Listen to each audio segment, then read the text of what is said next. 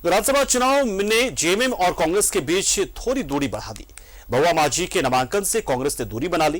कांग्रेस विधायकों में जेएमएम के खिलाफ साफ नाराजगी देखने को मिली। ऐसे में दोनों पार्टियों के बीच बढ़ी दूरी को पाटने की कोशिशें भी तेज हो गई हैं।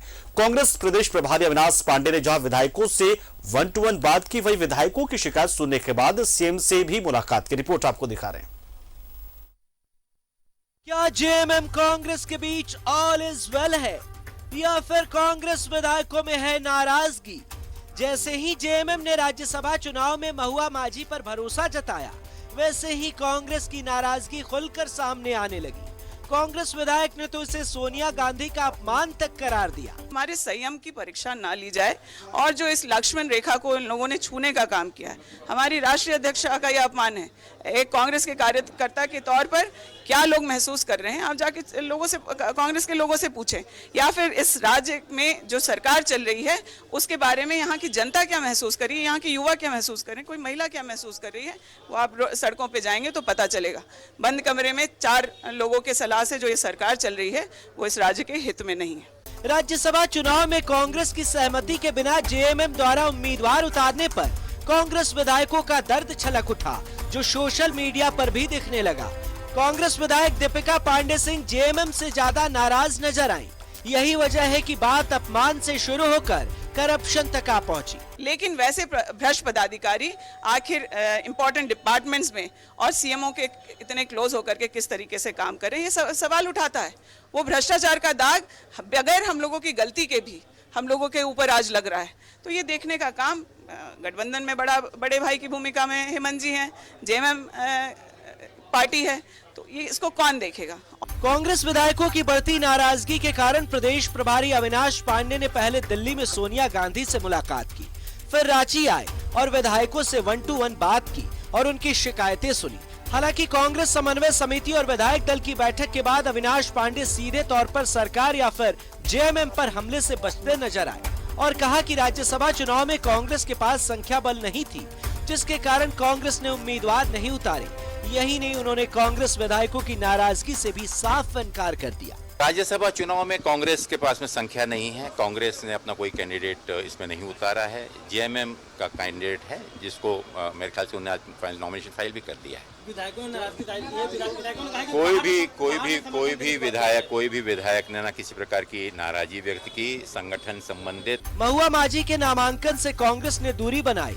विधायकों का दर्द आक्रोश के तौर पर निकल रहा था, लेकिन पूरे मामले पर सीएम ने साफ कहा कि राज्यसभा चुनाव और सरकार अलग अलग मुद्दे हैं। जल्द ही पूरा मामला साफ होगा। वहीं जेएमएम नेता स्टीफन मरांडी ने दिल्ली और रांची में सीएम के स्टैंड को एक बताया।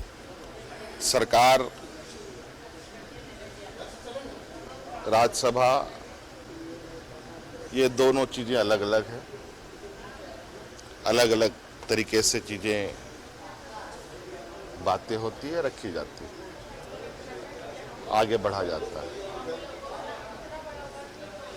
और आप देखेंगे कि जो आप लोगों के मन में संशय है और सवाल है, इन सब का जवाब आपको बहुत जल्द मिल जाएगा। नहीं पता कि कांग्रेस के पक्ष में था। हम तो जो मुख्यमंत्री का स्टैंड वहाँ भी था, वो स्टैंड यहाँ पर उसी के अनुसार निर्णय लिया गया। कांग्रेस विधायकों के साथ बैठक के बाद प्रदेश प्रभारी ने सीएम हेमंत सोरेन से मुलाकात की। इस दौरान गिले शिकवे मिटाने की कोशिश की गई, लेकिन विधायकों के दर्द पर कितना मरहम लगा है, ये साफ नहीं हो सका है। न्यूज़ 11 भारत के लिए रांची से राकेश के साथ विपिन उपाध्याय की रिपोर्ट।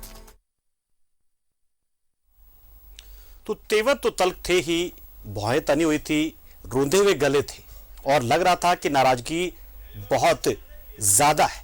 लेकिन जो शीर्ष नेतृत्व है उसने कहा कि ऐसी कोई बात नहीं, चाहे वो मुख्यमंत्री हेमंत सोरेन हो, जिन्होंने कहा कि देखिए राज्यसभा चुनाव और राज्य सरकार दोनों अलग अलग चीजें हैं।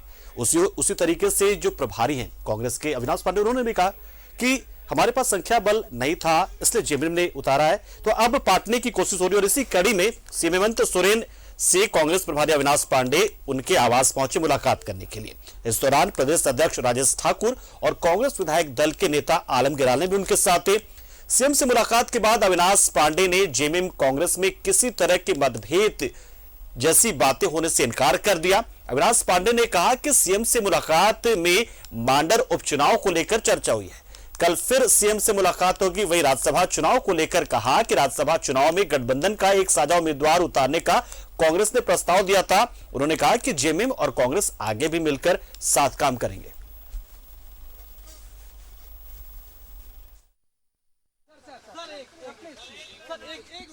बात थी ऑनरेबल हमारे जो सीएलपी नेताजी और हमारे पीसीसी अध्यक्ष दोनों के साथ माननीय मुख्यमंत्री जी के साथ में आने वाले दिनों के सभी कार्यक्रमों के बारे में जो बाई इलेक्शंस हैं और हमारे जो प्रोग्राम्स हैं उन सभी विषयों पर चर्चा हुई और बहुत जल्दी ही इसके बारे में कल फिर से मुलाकात होगी विस्तार। जी, राज्यसभा के बारे में जो आप लोग मीडिया में बोल रहे हैं नाराजी है, उसकी बात तो मैं कल बहुत स्पष्ट रूप से माननीय सोनिया जी की बैठक के बाद में मीडिया से भी मैंने बहुत रूबरू होकर कहा, आज सवेरे भी आपसे कहा कि राज्यसभा में बहुत स्पष्ट है कि सभी हमारी सबकी इच्छा थी कि सब लोग मिलके आपसी समझबूझ के साथ में एक कॉमन कैंडिडेट को हम सामने प्रस्तावित करें। उसके चलते हुए देखिए पार्टी की भी कुछ कंपल्शंस होते हैं, संख्या एक दूसरा एक वो है। जेएमएम के पास में उनकी संख्या थी, कांग्रेस के पास में संख्या नहीं है और स्वाभाविक है कि हमारा ये प्रपोजल था कि सब मिलकर एक कैंडिडेट को प्रस्तावित करें। तो जो भी जिसके चलते हुए आज जेएमएम का कैंडिडेट का उन्हें नॉमिनेशन किया हुआ है, हमारी शुभकामनाएं उनके साथ में है। नहीं, नामांकन की बात तो उसकी नहीं थी, बिकॉज ये एक तौर पे ये बहुत क्लियर था, जैसे बताया था उनने भी बताया कि बातचीत तो हमारी हुई है, लेकिन उनने जेएमएम का एक कैंडिडेट जिसको उन्हें प्रस्तावित किया हुआ है उसके चलते हुए बाकी जितने लोग थे हमारी बैठक चल रही थी बाकी चीजें तो, लेकिन उसमें किसी प्रकार का दुरा।